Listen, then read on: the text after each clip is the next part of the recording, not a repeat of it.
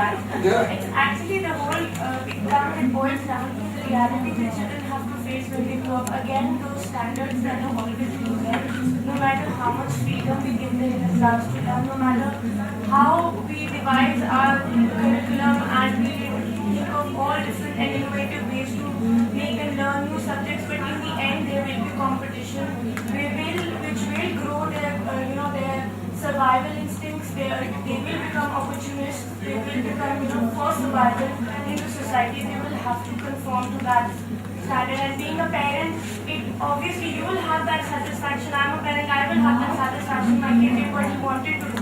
But being a parent again, I will have a sort of a thing that he could have done a lot of better. He could have flourished in the society. Although I would not impose him, I still don't impose him.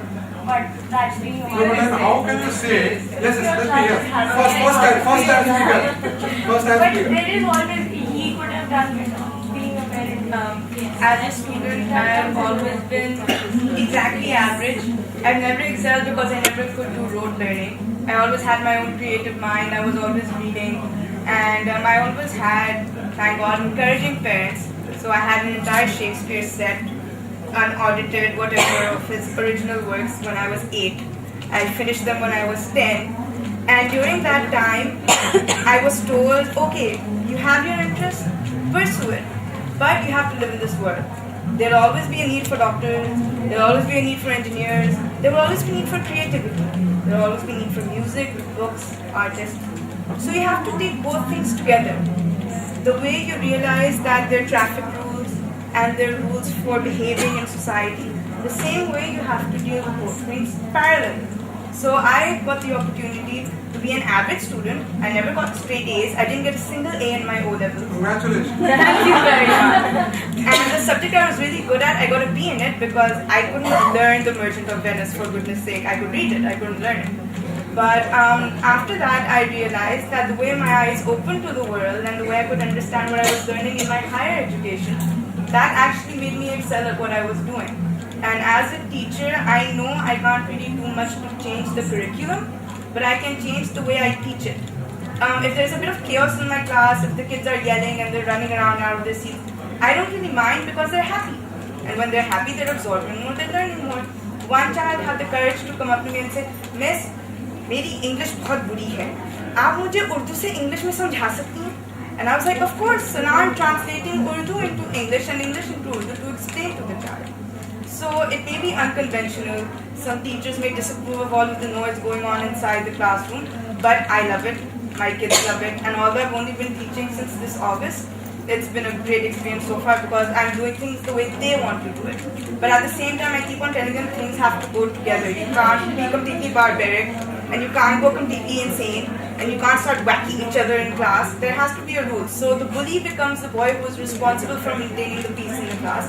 The artistic child becomes the one who is responsible for all of the boards in the class. And the child who is the slowest is the one who is encouraged to do things the way he wants to do so that he can do. Very good. I'm happy, really happy to hear you talk. I chose. Now we are getting another confession. I chose teaching education. I love it. I look forward to my classes. I love my subject. I love my students. To say this. I love them. Yes. But I face them. I'm waiting for that butt to come. Eventually, when I'm done with it, the next year, when I'm done with it, the next year, they have to apply universities. They have to get in entry. The fact that I love it makes me work them up. The fact they have to get a good grade so that they can go forward, that's the way I love them. It's not that I want to suppress them. Hey, sit, I'm the authority. That's not the thing. The thing is that right now what we're doing is we're discussing. Yet they have to learn. That is a. You substituted the butt with a yet. That's all that you have done. It is a reality. We all have to learn. We can't get the people because in the real world. Why don't I was talking about a negotiation with your management. Why don't you have a negotiation with your children? I was just talking about we do talk to them. You can come to a common agreement with them, but they have to pass these silly examinations. This is what they have got to do. If they do it very well, they can do it in this much time. The rest of the time they can have fun. Why can't we have negotiation with children? They're good enough. We do that. They have classes and then they have breaks. You do that. So that's good enough. Then why are you complaining?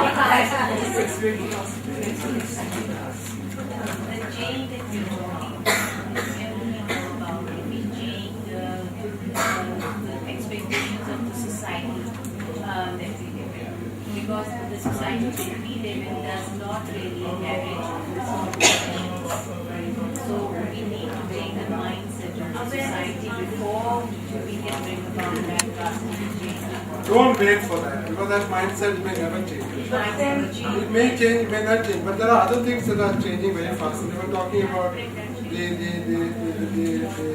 way children are moving nowadays. You have to, as you said, if you give children today an opportunity to learn, they are moving faster than their teachers. And you should also know that within a couple of years, maybe 5 or 6 years from now, teachers will be redundant. It's as fast as that, because if the teacher is only going to be a middleman, the middleman is going to be bypassed, because you can't bypass. Earlier you couldn't. You had to get a book, or you had to go to a library, you had to go to a teacher, you had to get a textbook. Now that's not there anymore. Now you just link up. Well, my 3 sons, all are internet-based guys. They learn bodybuilding on the internet. You don't think that you can learn bodybuilding on the internet. You learn bodybuilding through the internet.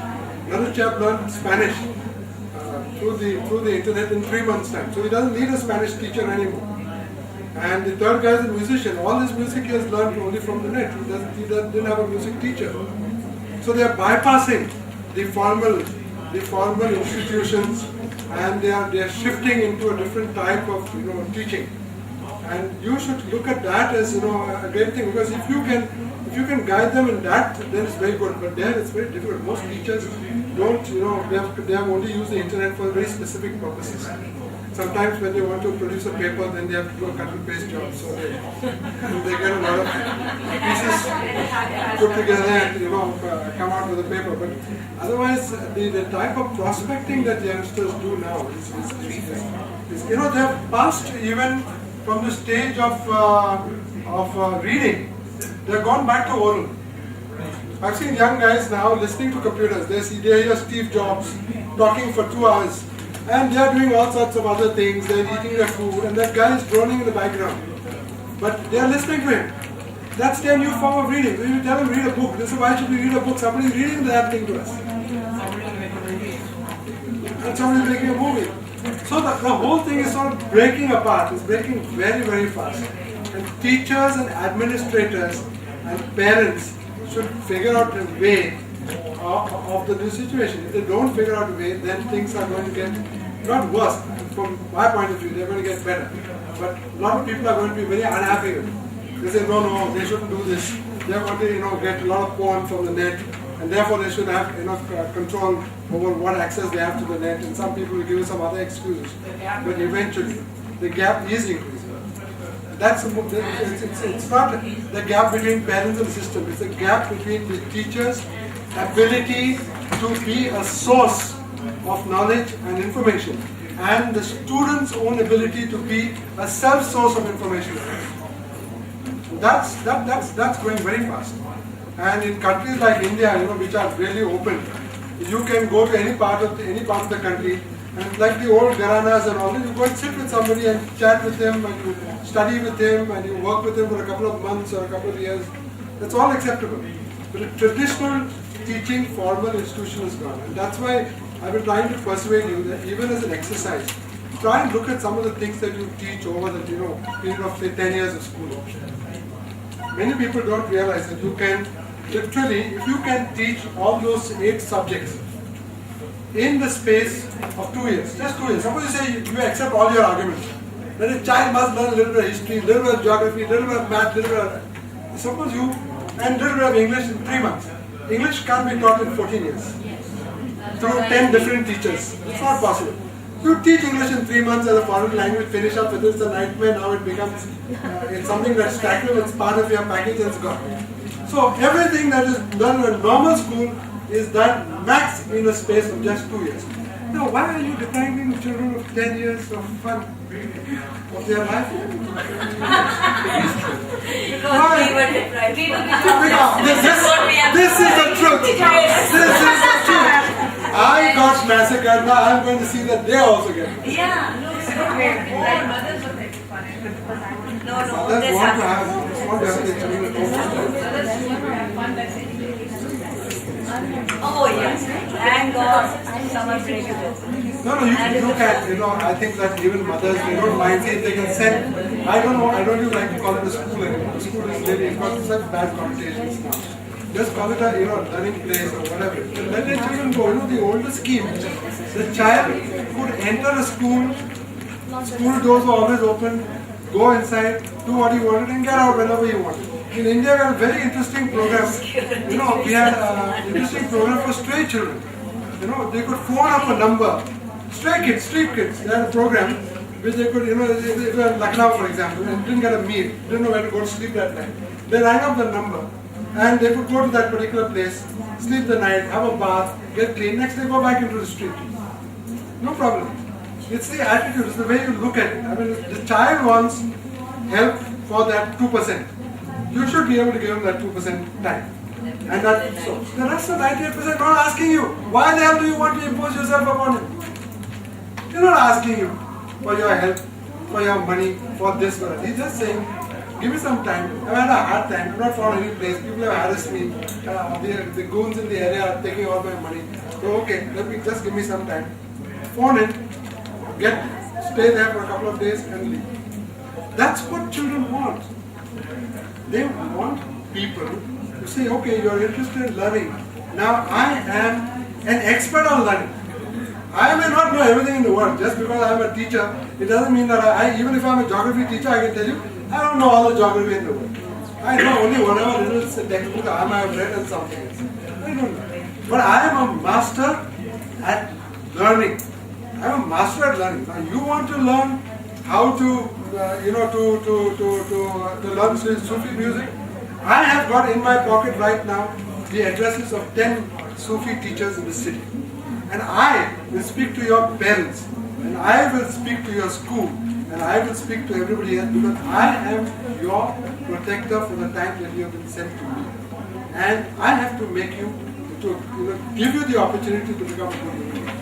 It may be that you don't become a good human. That's not in your hands.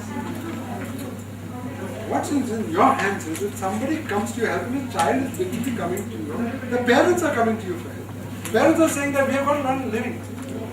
We can't look after the kids.